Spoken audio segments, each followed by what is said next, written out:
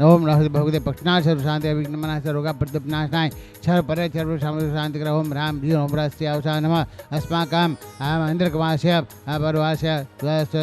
रितेश कुमारस्य निकुंज कुमारस्य अमित देवपुरस्य अस्माकं राज्य शंभो सागरस्य सर्वांग पीड़ाशांति गुरु शांति गुरु शांति गुरु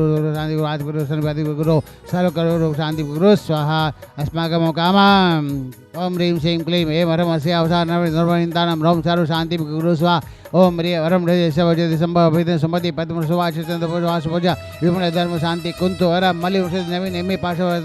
वर्तमान की चतुर्नाम सर्व शांति भवतु तुष्टि भवतु स्वा ओम ह्रीं नोर सिमंदर योगंदर भाव स्वभाव संजय स्वभाव शिवानंद सूर्य भद्र जग ईश्वर महादेवस अजित प्रियाचादि विदेश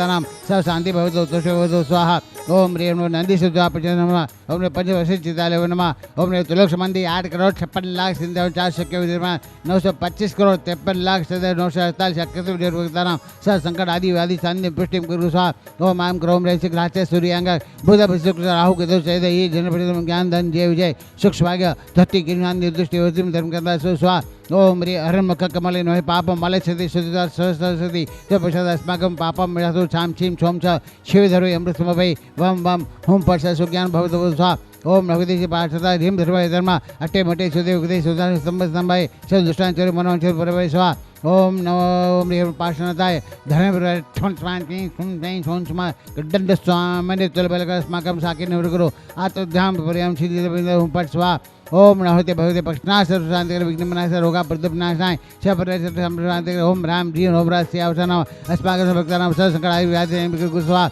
ओम ह्रीं श्री श्रीं पश्यतु ह्रीं वश्यं पश्यतु धति लक्ष्य लाभं पश्यतु गौरी उप पश्यतु चंडे प्रतापं पश्यतु सविधां पश्यतु जयं विजयं पश्यतु अंबिका आरोग्य पश्यतु युजं पश्यतु किल्लां नित्यं पश्यतु कामगा प्रतिम कामना सुख सानंद अनुपश्यतु ज्ञान महर्षि पश्यतु माया अधिक मायु संपं पश्यतु रौद्र पश्यतु कला सन्मान पश्यतु काली सतरं कलिपुरा पश्यतु ओम राम ह्रीं भ्रू भ्रूं ह्रीं ह्रीं रोम रा अस्य अवसर ज्ञान च ह्रीं नमः ओम नमस्ते ओम ह्रीं श्रीं नवनिता नमो आर्य नमो ज्ञान नमो विश्राम नमो जनानां नमो हिजनां नमो परहिजनां नमो सविजनां नमो नन्दयजनां नमो कुटुम्बदिनां नमो बुद्धिबुद्धिनां नमो पादशरणं सभ्यशरणं सहजनां पत्यपदानं भयपदानं उज्जमदानं उज्जमदानं नमो चौदशटकमाने प्रदानं नमो विद्यानं विद्यानं चारणं प्रसन्नं आगसम आस्य विधानं विधानं उग्रतानं दित्तं तत्त्वं महातमं घोरतमं घोरवणां नमो सिद्धं कलुचितं जलुचितं उठेचितं सुविचितं नमो मणमणं वशिमं काबलेनं नमो केशाविनं सपेशाविनं नमो महसाविनं अमिशाविनं खीनं वड्डमान सिद्धायनानां नमो भैदव महदी महावीरवर्धन राम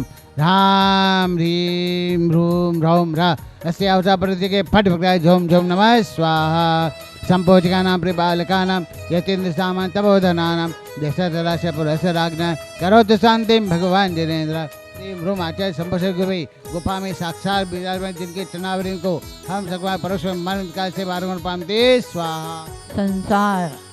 सभी लोग कहते संसार संसार संसार असार है, तो आचार्य कहते संसार को समझना बहुत जरूरी है। संसार क्या है?